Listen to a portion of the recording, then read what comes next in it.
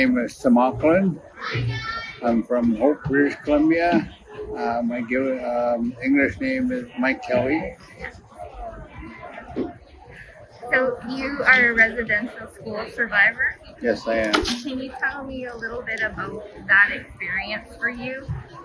The experience was my dad went to residential school here, and when he was here in the 1920s, they only went to school in the morning and half a day. Then the rest of the day, they were out gardening and picking up stuff and doing all the chores.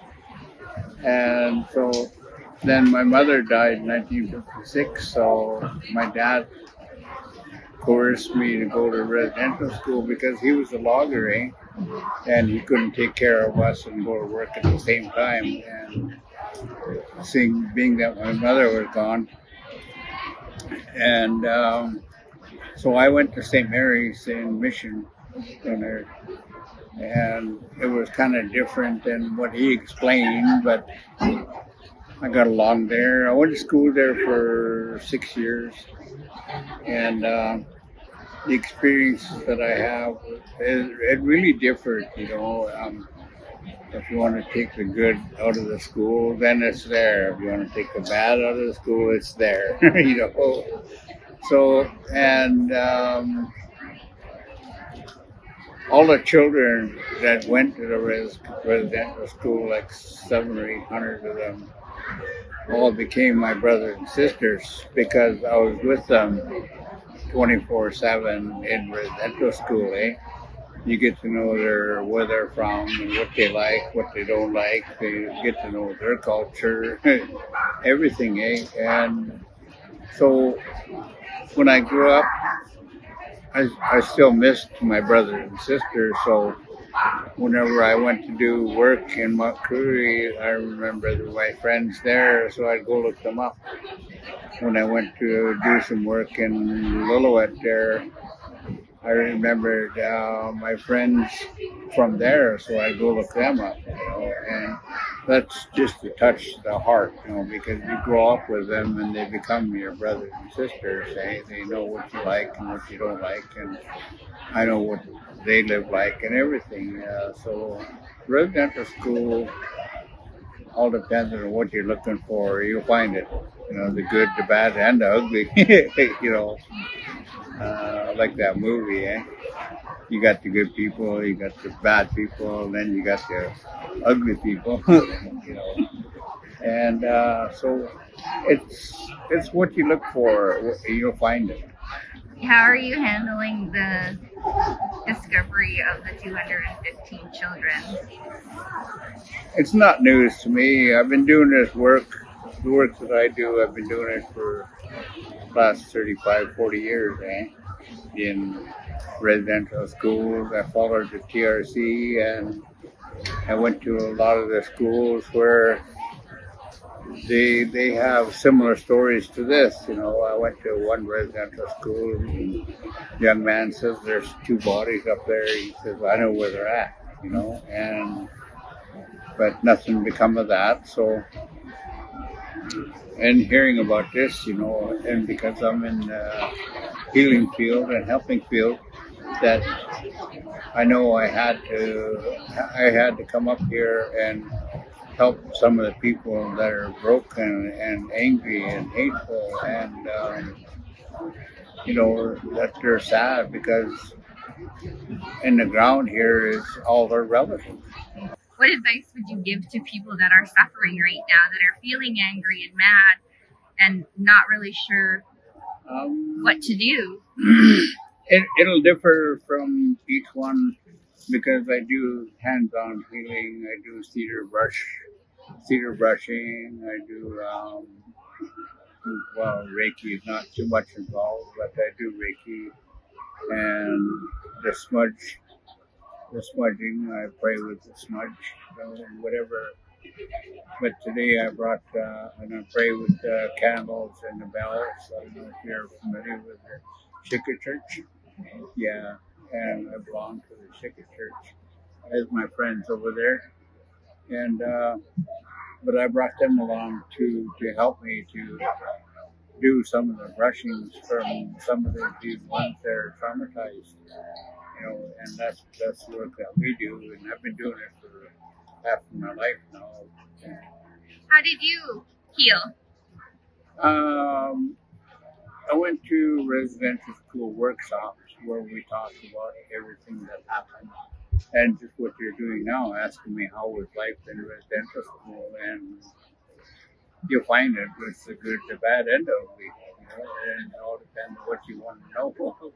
Do you talk about the bad, or do you like to talk about the good? I've talked about the bad, and I've dealt with a lot of the bad, and through the residential school workshops that they put out and they were putting out, and I dealt with a lot of my residential school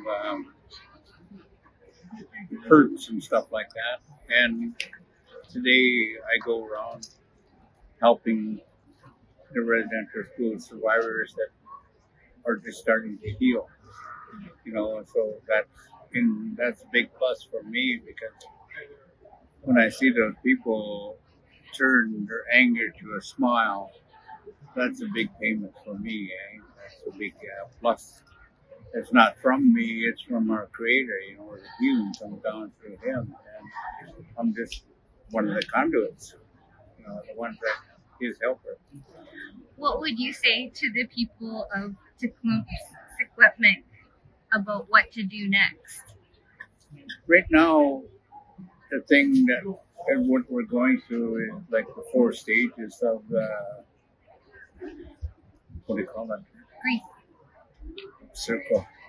Healing? The Medicine healing wheel. circle, yeah. Medicine wheel. Medicine wheel, yeah. They got the first one today. Like they're going through the trauma today, and then tomorrow they're going through the anger and blaming and everything else. And then on the third part of that medicine wheel is, hey, what are we gonna do now? Where are we gonna stand with all of this here to be able to carry on in life? What are we gonna do? And that's when we start turning that anger and the trauma and everything else, and that turns in the wheel to the third part of that wheel is, what are we going to do? And to reach out to search for people that do the brushings, people that do the healing with them, walk with them, not advise them, hey, you got to do this. When we work with those people, we say, come on, let's go do this, and instead of you gotta let it go, and that just drives the hurt back down inside there. But when we say, God can look after us, Creator can look after us, even though there's a lot of hate and anger towards the residential school, God had no part in that. It's the people that work for God, or supposedly to be working for God, and they were hurting our people. Those are the ones that the ones that are hurting our people. And for us, as hard as it is for us to start forgiving, and forgiving doesn't mean that it's taking them off the hook. Forgiving is taking this dirty shirt off and giving it back to them, because this is where all the hurt is. When I take it off, it's just like when we take our clothes off and throw it in the laundry. That's the same similarity of how it works with humans. I wonder about that. I grew up in the church, right? And so it's sometimes confusing for me, because I see on one side all the pain and the hurt and the anger towards the church and what they've done. Is that the right place to put your anger, is towards the church? And it's not the church. It's not God. It's not church. The faith itself is an entity for prayers and love and help and everything. It's not God either, because God's up here watching everything, and then you got the church here. And it's not the church or God, it's the people walking in that church that are hurting our people. So it has nothing to do with the religion or the church or God. It's all inside of what's happening inside and what they did to the children here. I think it's confusing too. It's like, why, why would somebody do that to children? We don't. I can't be confused with that because it's all black and white, and they had their reasons for doing it, And what they did, they weren't confused when they did it. So when we look at it, we look at what happened, and yeah, sure, confusion is natural. It's a human side of us to try to get to the bottom of what happened, and that could never be. The only thing we could deal with it is one person at a time, 10 people at a time, however they were hurt.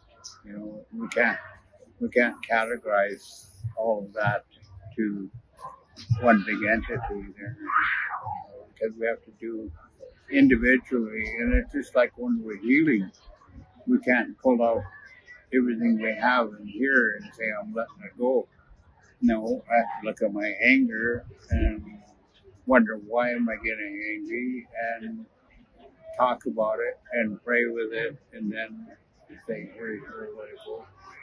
And then my hate, I can't just say, well, I'm going to let my hate go today, and it doesn't work that way. And I have to look back inside, what's making me hate, what hurts that made me feel this way to hate somebody, and it works that way with everything that we have: hate, guilt, anger, rage, whatever it is inside here. And we have to pull it out one at a time, and work with that. Sometimes grief and loss, and it takes years. Yeah. I was going to say, do you think that there'll be an end to all this grief and continuing trauma from generation to generation? Will there be an end? It's getting lighter each generation that comes down, but the intergenerational hurt, what happened to grandma brought it down to dad, and then dad brought it down to me, and then I bring it down to my children. But today, with what I'm doing, is I'm breaking that cycle of abuse that's come down for the last 4 or 5 generations. And now I don't use anger on my children or my grandchildren. That's how the cycle breaks. And every time we see our grandchildren now coming up, all they know is love and help. From what I'm passing down. All the hurts and everything are back here, and I'm dealing with all of that as I walk and to help my grandchildren, to teach them how to fish, teach them how to hang nets, teach them how to dry fish, teach them how to smoke fish. So my grandchildren they're doing everything that I did, everything that I know. I learned from my grandmother, and by the time I was 10 years old, I can dry, smoke, can, whatever it is, and all the fruits that you can find. My grandmother taught me how to do all of that before I was 10 years old. So that's where I'm at right now, is passing teachings I got from my grandmother, passing it down to my grandchildren, and say, come on, help me. That's good. Thank you. We done? Yeah. Oh, I'm not done. You want to keep talking? Oh, yeah. Lots to share. Well, is there anything else then that you'd like to share? Sharing is one of the things I would like to see is all the people in here do their healing. There's a lot of people that they walk in anger, they walk in hate, and I'm not going there. And that's not the way to do it. It's all going to come from here. Help. We can't receive love if we're not giving it. We can't receive help if we're not giving it. Makes sense? Yeah. Yeah. That we have to heal? you have to heal in order to be able to give back. So if you're not healing and you're giving anger and hate, Yep. then you can't accept. Then Because you portray Yeah. what's in here. You got hate and anger in there. That's what you portray. Get away from me. I don't want to talk. I do that. I do that. I don't want to talk about that. Yeah. But yeah, and healing is different. And it takes a lifetime, I've been doing this for the last 45, 50 years to get where I'm at, And I didn't learn how to say I love you for who you are, what you are, and where you come from. Yeah. It's not, I love you, give me $20, I want to go get drunk. That's the different way of saying the different meaning of love. It's transactional. Yeah. Transactional. Yeah. Do something good and then you get something good. Yeah. But when you do something and say, well, I want to help, and that's what I'm here. It's not, I need $1,000, for me to heal you. And it doesn't work that way. It doesn't work that way. And healing is love, relationship, and walking who I am and what I am. Okay. I'm going to let you go eat dinner. You can talk for an hour. Well, I can talk all night.